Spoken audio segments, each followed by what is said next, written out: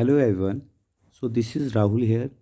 सो आज से हम एक सीरीज़ स्टार्ट करने वाले हैं जिस सीरीज़ में हम HP टेट नॉन मेडिकल की प्रीवियस ईयर्स क्वेश्चंस को डिस्कस करेंगे और उनके सॉल्यूशंस देखेंगे। ठीक है, तो स्टार्ट करते हैं। ये जो मैंने पहले पेपर ले रखा है इसमें हम HP टेट नॉन मेडिकल का फिजिक्स पार्ट देखेंगे। तो सबसे पहले हम एक सीरीज़ बना रहे हैं जिसमें फिजिक्स पार्ट को ही डिस्कस किया जाएगा। ठीक है, तो प्रीवियस में सबसे पहले हम इस सीरीज़ को लेते हैं जो अभी हमारा नॉन मेडिकल का पेपर रिसेंटली हुआ है 14 नवंबर 2021 में। ठीक है, तो देखते हैं इसका फर्स्ट क्वेश्चन। तो फर्स्ट क्वेश्चन है हमारा, which of the following is mismatch. तो इसमें मिसमैच कौन सा है, तो इसका सही आंसर रहेगा कैलोरीमीटर ह्यूमिडिटी, क्योंकि ये कैलोरीमीटर ह्यूमिडिटी को नहीं मापता है कौन, हाइग्रोमीटर। तो hygrometer is a device use to measure the humidity. ठीक है, सो नेक्स्ट देखते हैं। नेक्स्ट हमारा क्वेश्चन है, एक न्यूमेरिकल है जिस न्यूमेरिकल में हमें पूछा गया है, if two sound waves have phase difference of 60 degree then they will have a path difference. तो उसमें एक फॉर्मूले का इस्तेमाल होगा। तो फॉर्मूला क्या है, theta is equal to 2 pi upon lambda into delta x. आपको इसमें डेल्टा एक्स की वैल्यू निकालनी है। ठीक है, तो डेल्टा एक्स की वैल्यू निकालने के लिए आपको थीटा दे रखा है। ठीक है, तो थीटा में भी क्या दे रखा है, थीटा की जो वैल्यू है हमें 60 दे रखी है, और इस 60 डिग्री को हमें पता है कि रेडियन में हम 60 डिग्री को क्या लिखते हैं, रेडियन में लिखते हैं पाई/3। ठीक है, तो पाई/3 हमें थीटा की वैल्यू दे रखी है। इस फॉर्मूले का इस्तेमाल करके हम इसमें वैल्यू निकाल सकते हैं। तो इसका जो सही आंसर रहेगा वो रहेगा λ/6। ठीक है, सो नेक्स्ट देखते हैं। नेक्स्ट क्वेश्चन है हमारा, the density of water is maximum. किस टेम्परेचर पे वाटर की डेंसिटी मैक्सिमम रहती है, तो इसका सही आंसर रहेगा 4 डिग्री सेल्सियस, क्योंकि हम जानते हैं कि वाटर जो है एक एनोमलस बिहेवियर शो करता है। एनोमलस बिहेवियर मतलब कि क्योंकि हमें पता है सब्सटेंस की डेंसिटी कम होती है जैसे जैसे टेम्परेचर बढ़ता है, बट जो वाटर है किसी पार्टिकुलर टेम्परेचर पे क्या करता है, किसी पार्टिकुलर रेंज ऑफ टेम्परेचर पे अपनी डेंसिटी को बढ़ाता है जब टेम्परेचर इंक्रीज़ होता है, जबकि उसके डेंसिटी को डिक्रीज़ होना चाहिए। तो इसका सही आंसर रहेगा 4 डिग्री सेल्सियस, जहाँ पे वाटर की डेंसिटी मैक्सिमम रहती है। सो नेक्स्ट देखते हैं। नेक्स्ट क्वेश्चन है, ए कुली carries 10 kg weight on his head and travels 100 meter on a straight horizontal road. The work done by the Quli is, तो आपका सही आंसर इसमें रहेगा 0। तो 0 कैसे रहेगा, हमें पता है कि अगर ऐसे क्वेश्चन बार बार पूछे जाते हैं कि अगर आपके पास एक कुली है और उस कुली ने एक लगेज को उठा के रखा है और इस लगेज को उठा के वो 100 मीटर आगे जाता है। ठीक है, ऑब्वियस सी बात है, यहाँ पे डिस्प्लेसमेंट आपको दे रखा है, डिस्प्लेसमेंट दे रखा है स्ट्रेट लाइन में हॉरिजॉन्टली, और इस वेट के ऊपर, इस लगेज के ऊपर जो फोर्स लग रही है, ग्रेविटेशन फोर्स नीचे की तरफ लग रही है, और जब डिस्प्लेसमेंट और फोर्स में 90 डिग्री का एंगल बनता है तो हम बोल सकते हैं वर्क डन क्या रहेगा, 0 रहेगा। ठीक है, तो ये हमारे वर्क डन का टाइप है जो 0 वर्क डन है, तो इसका जो सही आंसर रहेगा वो हमारा 0 वर्क डन रहेगा। नेक्स्ट देखते हैं, 1 kilowatt is approximately equal to, तो 1 किलोवाट किसके बराबर रहेगी, 1 किलोवाट हमारा 1.34 हॉर्स पावर के बराबर रहता है। ठीक है, नेक्स्ट देखते हैं, out of the following which can not be negative. इनमें से कौन सा नेगेटिव नहीं है, ठीक है, नहीं होगा। तो इसमें नेगेटिव कौन सा नहीं होगा, डिस्टेंस, क्योंकि डिस्टेंस हमारी एक स्केलर क्वांटिटी है। बाकी डिस्प्लेसमेंट, वेलोसिटी, एक्सेलरेशन हमारी एक वेक्टर क्वांटिटी है। वेक्टर क्वांटिटी हमारी पॉजिटिव, नेगेटिव और 0 हो सकती है, जबकि डिस्टेंस हमारी स्केलर क्वांटिटी है, मतलब ये हमारी पॉजिटिव ही रहेगी या 0 हो सकती है। नेक्स्ट देखते हैं, Kepler second law is based on the, तो इसका सही आंसर रहेगा conservation of angular momentum. Conservation of angular momentum का मतलब क्या हुआ, जो L is equal to I omega, और L is equal to I omega के क्या मतलब हुआ कि जो हमारा केप्लर का जो सेकंड लॉ है, केप्लर का सेकंड लॉ हमारा क्या है, लॉ ऑफ एरिया। अब लॉ ऑफ एरिया के अकॉर्डिंग बोलता है कि जो हमारे जितने भी प्लैनेट्स हैं अर्थ के राउंड वो चक्कर काट रहे हैं एक एलिप्टिकल ऑर्बिट में। अब एलिप्टिकल ऑर्बिट में वो चक्कर काट रहे हैं, ठीक है, तो उसका एक फोकस है, एक ये और एक ये। किसी एक फोकस के ऊपर आपका सन प्रेजेंट होता है, तो सन हमारा किसी एक फोकस पे यहाँ पे होगा, और अर्थ क्या करता है, अर्थ इसके चारों तरफ चक्कर काटता है। तो अर्थ इसके चारों तरफ ऐसे ऐसे ऐसे ऐसे चक्कर काट रहा है, चक्कर काट रहा है। तो जब आपका अर्थ सन से बहुत ज़्यादा दूरी पे होगा तो मतलब मोमेंट ऑफ इनर्शिया ज़्यादा है। जो मोमेंट ऑफ इनर्शिया ज़्यादा रहेगा तो एंगुलर स्पीड उसकी कम रहेगी। और जब अर्थ सन के बिल्कुल नज़दीक होगा तो मोमेंट ऑफ इनर्शिया इसका बिल्कुल कम रहेगा, मतलब एंगुलर वेलोसिटी ज़्यादा रहेगी। ठीक है, तो स्पीड अर्थ की बढ़ जाती है सन के नज़दीक और दूर जाने पे अर्थ की स्पीड कम हो जाती है। ठीक है, तो इसका सही आंसर रहेगा कंजर्वेशन ऑफ एंगुलर मोमेंटम। और इन कंजर्वेशन ऑफ एंगुलर मोमेंटम ऐसे कॉन्सेप्ट को मैं दूसरी सीरीज़ में भी डिस्कस करूँगा। नेक्स्ट देखते हैं, which of the following is scalar quantity. इनमें में से स्केलर क्वांटिटी कौन सी है? तो ऑप्शन सी इज़ करेक्ट, क्योंकि वर्क हमारा क्या है, वर्क डन का फॉर्म होता है product of force and displacement. और कैसा प्रोडक्ट? ये हमारा डॉट प्रोडक्ट है। डॉट प्रोडक्ट को हम क्या बोलते हैं? डॉट प्रोडक्ट को स्केलर प्रोडक्ट या डॉट प्रोडक्ट भी बोलते हैं, जो हमें सिर्फ और सिर्फ क्या देता है? मैग्नीट्यूड देता है, मतलब इसमें कोई डायरेक्शन नहीं रहती, तो इसलिए ये हमारी स्केलर क्वांटिटी है। ठीक है, नेक्स्ट देखते हैं। नेक्स्ट क्वेश्चन थोड़ा समझना पड़ेगा। क्वेश्चन क्या है? Which of the following represent voltage. तो इनमें से वोल्टेज को कौन सा रिप्रेजेंट कर रहा है? तो वोल्टेज का वैसे फार्मूला होता है वो voltage equal to work done per unit charge. अब यहाँ पे तो चार्ज तो अपॉन में है नहीं, बट वर्क डन तो दिया है, तो चार्ज को हम निकालेंगे कहाँ से? करंट के फॉर्मूले से, क्योंकि करंट होता है हमारा चार्ज पर यूनिट टाइम। ठीक है, और करंट की वैल्यू देखते हैं। करंट का फार्मूला क्या बन जाता है यहाँ से? Current into time, sorry charge का फार्मूला है करंट इंटू टाइम।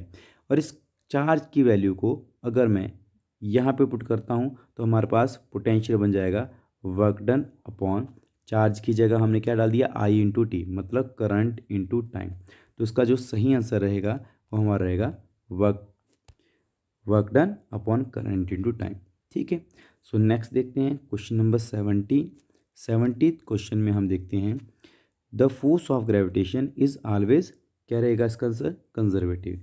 कंजर्वेटिव का मतलब क्या होता है कि अगर सरफेस ऑफ अर्थ से हम किसी चीज़ को उठा रहे हैं तो मेरे को इसको उठाने में वर्क डन करना पड़ा, क्योंकि मैं इसके ऊपर फोर्स लगाऊंगा और यहाँ पे डिस्प्लेसमेंट भी हो रहा है, बॉडी ऊपर की तरफ को जो मूव डिस्प्लेस कर रही है। ठीक है, तो डिस्प्लेसमेंट भी हो रहा है, फोर्स भी लग रही है।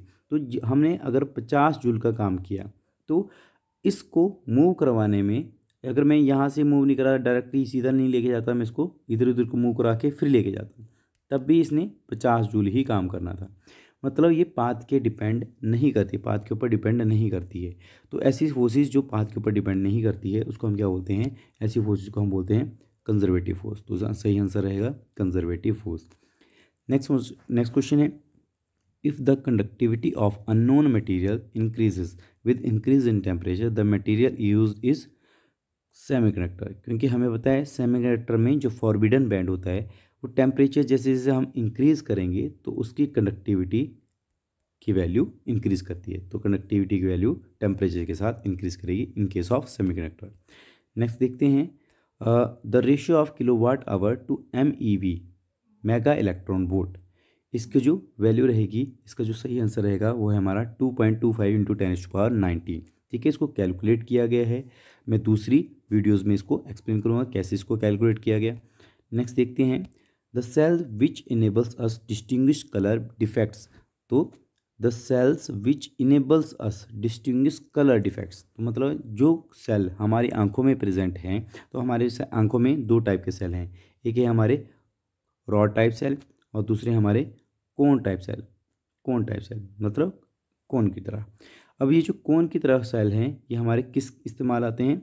कलर को मेज़र करने में या कलर को देखने में, कि सामने से हमें दीवारें ब्लू कलर की दिखाई दे रही है, येलो कलर की दिखाई, या सामने जितने भी कलर हैं हमें कलर कौन मेज़र करता है? ये कोन टाइप के सेल। और जब भी ये जो रॉड टाइप के सेल होते हैं, रॉड टाइप के सेल हम इस्तेमाल करते हैं किसके लिए? जो हमारी आंखों में रॉड टाइप के सेल होते हैं रेटिना में, वो यूज़ होते हैं ब्राइटनेस या सामने से जो लाइट आ रही है वो कितनी ब्राइटनेस की आ रही है, कितनी इंटेंसिटी की, तो ये इंटेंसिटी को मेज़र करते हैं।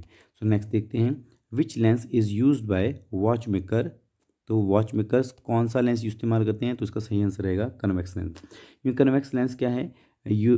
ऑब्जेक्ट्स को मैग्नीफाइड, बड़ा बताता है।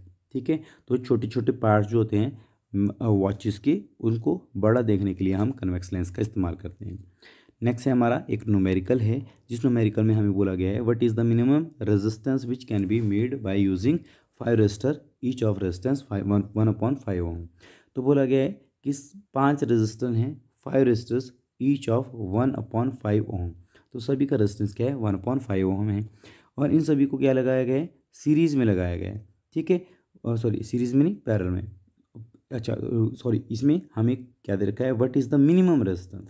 अभी जो वर्ड मिनिमम है, मिनिमम रेजिस्टेंस कब आता है किन्हीं रेजिस्टेंस का या किन्हीं डिवाइसेस का, जब उन डिवाइसेस को हम पैरेलल में जोड़ते हैं, पैरेलल में ऐसे ऐसे पैरेलल में जोड़ते हैं।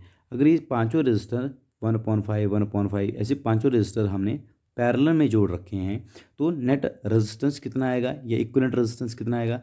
तो हमारे पास फार्मूला होता है, क्या फार्मूला होता है, 1/RP is equal to 1/R1 plus 1/R2 plus up to shown, ठीक है। बट यहाँ पे क्या हो रहा है, 1/R1, R1 की वैल्यू भी हमें 1/5 दे रखी है, तो ये 5 क्या करेगा, ऊपर चला जाएगा। ऊपर चला जाएगा तो मतलब यहाँ पे 5, अगले वाले में 5 ऊपर जाएगा, 5 जब ऊपर जाएगा, 5 ऊपर जाएगा। तो हमारे पास सीधी सीधी बात है कि 1/RP की जो वैल्यू है वो 5 + 5 + 5 अप टू शोन कितनी, 5 रेजिस्टर हैं, तो ये आ जाएगी 25। अभी तो सिर्फ और सिर्फ आरपी की वैल्यू आई, 1/RP की वैल्यू 25 ओम आई, ठीक है। तो आरपी की वैल्यू कितनी आएगी, तो इसका रेसिप्रोकल करना पड़ेगा। इसका रेसिप्रोकल क्या आएगा, तो देखते हैं। तो आरपी की वैल्यू हमारी जो बनेगी, आरपी की वैल्यू 1/25 ओम बनेगी। तो इसका राइट आंसर जो रहेगा बी ऑप्शन रहेगा, 1/25 ओम। अच्छा नेक्स्ट देखते हैं, नेक्स्ट क्वेश्चन है क्वेश्चन नंबर 76। क्वेश्चन नंबर 76 में हमें बोला गया है calculate the work done by a constant force. हमें जो फोर्स दे रखी है वो वेक्टर फॉर्म में दे रखी है, 2I 3J - 5K Newton acting on a body producing a displacement. तो फोर्स भी है, डिस्प्लेसमेंट है, मतलब वर्क हो रहा है। तो वर्क डन का फॉर्म होता है F vector dot S vector, क्योंकि वेक्टर क्वांटिटी है। अब ऑब्वियस सी बात है, यूनिट वेक्टर का जो प्रोडक्ट होता है, मतलब I cap dot I cap is equal to J cap dot J cap is equal to K cap dot K cap. तो ये हमारा क्या रहेगा, 1। तो अगर मैं 2 को 2 से मल्टीप्लाई करूँ, 2 2 4 हो जाएगा और I डॉट I हमारा 1 हो जाएगा। वैसे ही J डॉट J हमारा क्या हो जाएगा, 1। 5 3 15 हो जाएगा और K डॉट K 1 हो जाएगा। जबकि I डॉट J 0 होता है, J डॉट I 0 होता है, ठीक है। तो इसको मैं अलग वीडियो में एक्सप्लेन करूँगा, ठीक है, क्यों होता है। अच्छा तो इसलिए जब हम इसको सॉल्व करेंगे, सॉल्व करने के बाद हमारा जो आंसर रहेगा वो 1 जूल आएगा, ठीक है। अच्छा नेक्स्ट देखते हैं क्वेश्चन नंबर 77। क्वेश्चन नंबर 77 में हम देखते हैं height of Jio stationery satellite is approximately. जो हमारा जियो स्टेशनरी सेटेलाइट है, ये अगर हमारा अर्थ है, तो अर्थ के कितनी हाइट के ऊपर जियो स्टेशनरी मतलब जियो स्टेशनरी सेटेलाइट वो होते हैं जो अर्थ के रिस्पेक्ट में क्या हो, रेस्ट पे हो। अगर आपका इंडिया यहाँ पे है, ठीक है, तो इंडिया के सामने अगर ये सेटेलाइट घूम रहा है तो ये घूमता रहेगा, बट इसकी हाइट कितनी होगी, अर्थ के सरफेस के रिस्पेक्ट में कितनी होगी, वो रहेगी हमारी 36,000 किलोमीटर, ठीक है।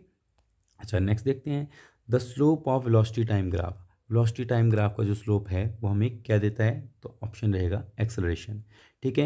एक्सेलरेशन मतलब जब हम ये अगर मेरे पास ग्राफ दे रखा है, वाई एक्सिस के अलॉन्ग हमने वेलोसिटी ले ली और एक्स एक्सिस के अलॉन्ग हमने टाइम ले लिया, और ये आ गया हमारा ग्राफ। और स्लोप क्या होता है, tangent of this theta.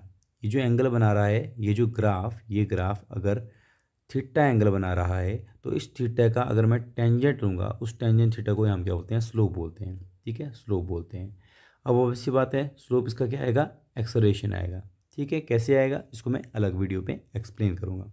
Next देखते हैं for which of the following does the centre of mass lie outside the body. तो किसी बॉडी का सेंटर ऑफ मास, अब सेंटर ऑफ मास क्या होता है कि अगर मैं इस रॉड को अपनी फिंगर पे रखता हूँ, ये छोटी सी पेंसिल है उसको बैलेंस करना चाहता हूँ, तो ये बीच ऐसे पे बैलेंस होगी। यहाँ पे अगर मैं रखूँगा अपनी फिंगर तो ये नीचे गिर जाएगी, ठीक है। ऑब्वियस सी बात है, ये कोई भी फिंगर है, कोई भी पेंसिल है या कोई भी बॉडी है, उसका एक सेंटर ऑफ मास होता है जहाँ पे पूरी बॉडी का मास कंसंट्रेट करता है, उसको हम क्या बोलते हैं, सेंटर ऑफ मास। तो इसका जो सही ऑप्शन रहेगा वो हमारा रहेगा रिंग, क्योंकि रिंग है, रिंग का जो सेंटर ऑफ मास है वो आउटसाइड द बॉडी है। ठीक है, अब ज़रूरी नहीं कि बॉडी के अंदर ही रहेगा, जहाँ पे मास है ही नहीं वहाँ पे भी आपका सेंटर ऑफ मास लाई कर सकता है, जैसे रिंग के केस में। तो यही पूछा गया था। नेक्स्ट क्वेश्चन है Curie is a unit of, तो क्यूरी किसके यूनिट है, तो सही आंसर रहेगा रेडियो एक्टिविटी। तो आप रेडियो एक्टिविटी हमारी मैडम क्यूरी से रिलेटेड है, तो आप यहाँ से भी इसको याद रख सकते हो। नेक्स्ट है हमारा the induction furnace work upon which principle, तो इंडक्शन फर्नेस हमारा एडी करंट के ऊपर काम करता है। आपको पता है जब मैग्नेटिक फ्लक्स किसी कॉइल के साथ या किसी मेटालिक ब्लॉक के साथ चेंज करता है तो उसमें क्या बनते हैं, घुमावदार करंट बनते हैं, घुमावदार ऐसे कुछ सर्कुलर करंट बनते हैं, और उन सर्कुलर करंट को हम क्या बोलते हैं, एडी करंट बोलते हैं। और ये एडी करंट क्या प्रोड्यूस करते हैं, ये एडी करंट हमें प्रोड्यूस करते हैं हीट को। ठीक है, और इसी हीट के थ्रू हमारा इंडक्शन फर्नेस या हमारे इंडक्शन जो कुकिंग है, इंडक्शन चूल्हे हैं वो काम करते हैं। ठीक है, नेक्स्ट देखते हैं एक कन्वेक्स लेंस ऑफ, एक न्यूमेरिकल है, उस न्यूमेरिकल में बोला गया है कन्वेक्स लेंस 40 सेंटीमीटर की फोकल लेंथ रखता है और is combined with a concave lens. Concave lens को कन्वेक्स लेंस के साथ जोड़ा गया और कनकेव लेंस की फोकल लेंथ हमें 25 सेंटीमीटर रखी गई है। तो दोनों की जो लेंस है, जो हमारे कंबाइन जो लेंस बना, उसकी जो पावर होगी वो क्या रहेगी, तो पावर का फॉर्मूला होता है power is equal to 1 upon focal length. But ध्यान में ये रखना है कि यहाँ पे जो आप इस फार्मूले में फोकल लेंथ की जो वैल्यू डालोगे वो आप मीटर में डालोगे, बट यहाँ पे जो वैल्यू दे रखी है वो हमें सेंटीमीटर में दे रखी है। ठीक है, तो और यहाँ पे 2 लेंस दे रखे हैं, तो इसलिए टोटल जो पावर बनेगी वो हमारी फर्स्ट क्या बनेगी, टोटल जो पावर बनेगी वो फर्स्ट वाले की फोकल लेंथ प्लस सेकंड वाले की फोकल लेंथ बनेगी। ठीक है, तो इसको सॉल्व करते हैं। तो मैंने बता दिया कैसे फॉर्मूला बनेगा। तो टोटल पावर जो बनेगी फर्स्ट वाले की है 40 सेंटीमीटर, तो 40 सेंटीमीटर के लिए 100 ऊपर चल जाएगा 40 प्लस अब देखो दूसरा है हमारा कनकेव लेंस की फोकल लेंथ 25 सेंटीमीटर दे रखी है। हमें यह याद रखना है कि फोकल लेंथ जब भी हमें कनकेव वर्ड जुड़ जाएगा, चाहे वो कनकेव मिरर होगा चाहे कनकेव लेंस होगा, तो उसकी फोकल लेंथ हमेशा नेगेटिव होगी। ठीक है, तो नेगेटिव फोकल लेंथ है तो इसका मतलब यह आ जाएगा 100/25। ठीक है, तो 100 कहाँ से लेके आया, मैंने सेंटीमीटर को मीटर में कन्वर्ट किया, जो 100 डिनोमीटर में था वो ऊपर चला गया। ठीक है, तो इसको सॉल्व करने के बाद जो हमारे पास पावर बनेगी वो आंसर रहेगा हमारा -1.5 डायोप्टर। ठीक है, अच्छा नेक्स्ट है for normal human I the far point is, तो नॉर्मल ह्यूमन आई के लिए जो फार पॉइंट है वो क्या रहेगा, इन्फिनिटी। कि नॉर्मल ह्यूमन आई कितने दूर तक देख सकती है, कितने दूर तक देख सकती है, सन को, चांद को, स्टार्स को देख सकती है। इसका मतलब इन्फिनाइट डिस्टेंस तक हमारी आंख देख सकती है। तो फार पॉइंट क्या रहा हमारा, इन्फिनिटी रहा। नेक्स्ट देखते हैं ओजोन लेयर इनमें से किन रेडिएशन को ब्लॉक करती है, तो सही ऑप्शन रहेगा सी, लेस देन 3 × 10⁻⁷ मीटर। इतनी जो रेडिएशन है मतलब इस वेवलेंथ से कम, 3 × 10⁻⁷ वेवलेंथ से कम। वेवलेंथ भी क्या होता है, वेवलेंथ होता है 2 कंजिक्यूटिव क्रस्ट या 2 कंजिक्यूटिव ट्रफ के बीच में जो डिस्टेंस रहता है, इसी को हम वेवलेंथ बोलते हैं। अब वेवलेंथ, इस वेवलेंथ से कम जितनी भी रेडिएशन है उनको क्या करेगा, ओजोन लेयर ब्लॉक कर देगा। नेक्स्ट देखते हैं during radio active decay the negatively charge particle is emitted because of, तो इसका सही आंसर रहेगा बीटा एमिशन। और इसके मल्टीपल ऑप्शंस हैं, सेकंड वाला भी ठीक है और थर्ड वाला भी, transmutation of neutrons into proton. ठीक है, नेक्स्ट देखते हैं 86 क्वेश्चन। तो 86 क्वेश्चन में बोला गया है to get the 3 images of single object one should have 2 plane. तो बोला गया है कि अगर आपके पास 2 प्लेन मिल रहे हैं, एक ये प्लेन मिल रहा है एक ये प्लेन में, तो उनको आप कितने एंगलों पे रखोगे तो वो कितनी इमेज बनाए, 3 इमेजेस बनाए। तो अब आपको पता है फार्मूला होता है n इजिकल टू, n क्या है, number of images is equal to 360/θ। ठीक है, बट आपको पता है जब 360/θ की वैल्यू अगर हमारी ऑड आती है तो हम उसको मान लेते हैं नंबर ऑफ इमेजेस, बट 360/θ की वैल्यू अगर इवन आती है तो हम उसमें से क्या करते हैं, उसमें से -1 कर देते हैं। ठीक है। तो अगर मैं यहाँ पे 90 डिग्री को पुट करता हूँ किसकी जगह, इस थीटा की जगह, तो बन जाएगा 0 से 0, 9 4 जा 36। तो n की वैल्यू क्या आ रही है, 4 आ रही है, बट 4 क्या है, इवन है, तो 4 में से हम क्या कर देंगे, एक माइनस कर देंगे, तो ये वैल्यू आएगी 3। तो इसका मतलब सही आंसर रहेगा 90 डिग्री। ठीक है, तो 90 डिग्री इसका करेक्ट आंसर है। नेक्स्ट देखते हैं, solids are heated by the conduction of, heated by the mode of, option रहेगा इसका कंडक्शन। कि जो सॉलिड्स होते हैं वो किसके थ्रू हीट करते हैं, तो सॉलिड्स, जैसे अगर मेरे पास एक मेटल का पीस है, अगर मैं इसको गर्म करने लगूंगा तो जो नीचे वाला मॉलिक्यूल है वो क्या करेगा, साथ वाले मॉलिक्यूल को हीट एनर्जी सप्लाई करेगा, और साथ वाला उसके साथ वाले को, साथ वाला उसके साथ। तो हम बोलेंगे यहाँ पे कंडक्शन के थ्रू हीट ट्रांसफर हो रही है एक से दूसरे को, तो हम बोलेंगे कि सॉलिड्स में हीट ट्रांसफ़र होती है कंडक्शन के थ्रू। ठीक है, तो इसी के साथ हमारा फिजिक्स वाला पार्ट होता है ख़त्म। इसके बाद हम नेक्स्ट सीरीज़ में नेक्स्ट प्रीवियस ईयर के क्वेश्चन को डिस्कस करेंगे।